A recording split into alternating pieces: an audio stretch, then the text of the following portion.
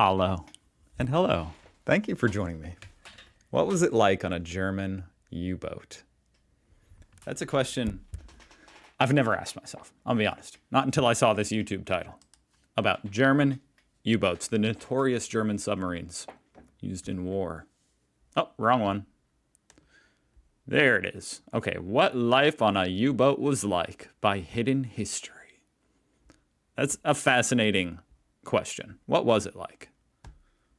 We're going to find out in 5 minutes and 41 seconds. Thanks to Hidden History. Go check them out. Link down below.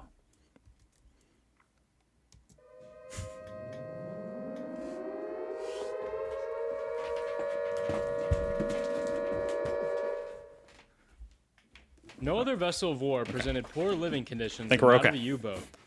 Each war patrol could take anywhere between 3 weeks to 6 months. Thought Russia was sending in the missiles for a minute. During this time, U-boat crews were not able to bathe, shave, or change their clothes. For how long? During this time, each war patrol could take anywhere between 3 weeks to 6 months. During this time, U-boat crews were not able to bathe, shave, or change their clothes. Not even your underwear? It's not difficult to imagine how unpleasant life would be for someone who had not taken a bath or had a change of clothing for 6 months. The crew of a U-boat is made up of specialists and seamen. Specialist crews such Seamen? as radio men, torpedo men, and machine men were responsible for the operation and maintenance of equipment aboard the U-boat.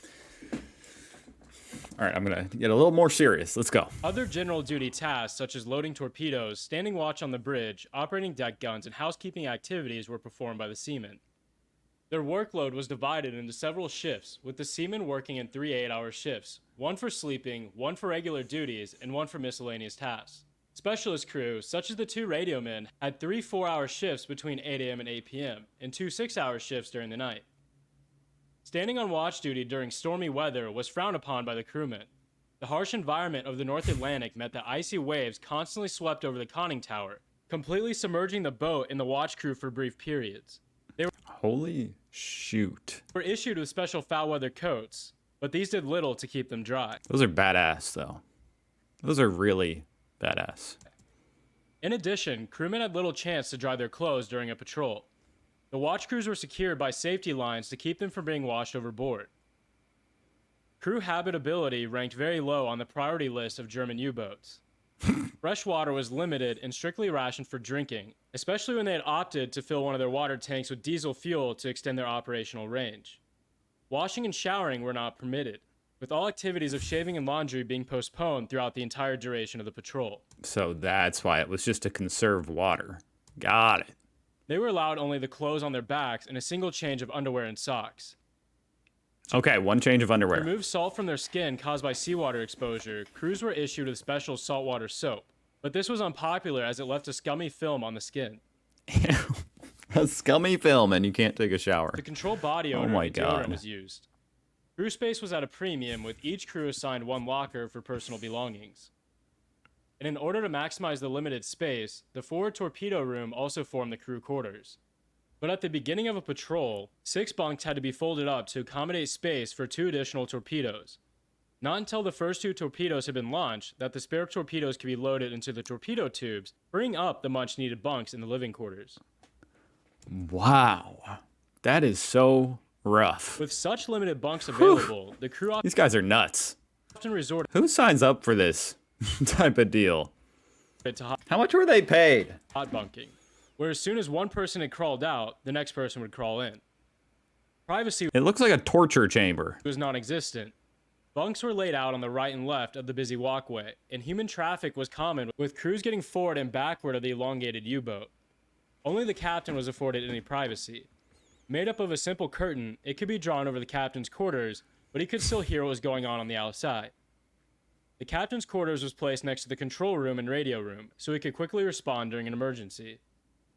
It's kind of funny to think, like, everybody's super jealous of the captain's quarter, because he's got a curtain.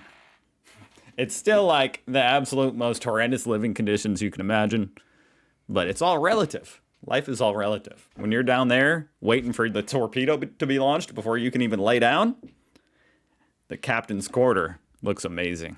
I bet. Food aboard a U-boat was another interesting topic.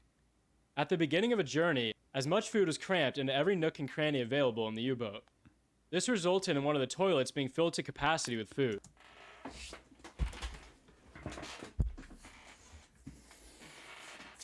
Gotta draw the line somewhere. You have to draw the line. We're not eating food out of the toilet. That's the line.